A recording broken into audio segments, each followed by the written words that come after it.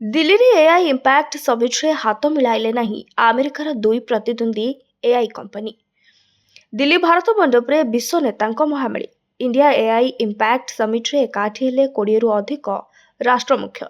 ଏମାନଙ୍କ ସହ ଏହି ସମ୍ମିଳନୀରେ ସାମିଲ ହୋଇଛନ୍ତି ଏଆଇ ଦୁନିଆର ମହାରଥୀ ଓ ଟେକ୍ କମ୍ପାନୀ ସିଓ। ବିଶ୍ୱର ବିଭିନ୍ନ ପ୍ରାନ୍ତରୁ ଆସିଥିବା ମହାନ ଅତିଥିଙ୍କୁ ଭାରତ ମଣ୍ଡପରେ ଭବ୍ୟ ସ୍ୱାଗତ କରିଛନ୍ତି ପ୍ରଧାନମନ୍ତ୍ରୀ ନରେନ୍ଦ୍ର ମୋଦି। ସମ୍ମିଳନୀରେ ଯୋଗ ଦେଇଥିଲେ ଶ୍ରୀଲଙ୍କା, ସ୍ପେନ୍, ଇଷ୍ଟୋନିଆ ରାଷ୍ଟ୍ରପତି, କ୍ରୋଏସିଆ ପ୍ରଧାନମନ୍ତ୍ରୀଙ୍କ ସମେତ ବିଭିନ୍ନ ରାଷ୍ଟ୍ରର ଉପରାଷ୍ଟ୍ରପତିଙ୍କୁ ସ୍ୱାଗତ କରିଥିଲେ ପ୍ରଧାନମନ୍ତ୍ରୀ।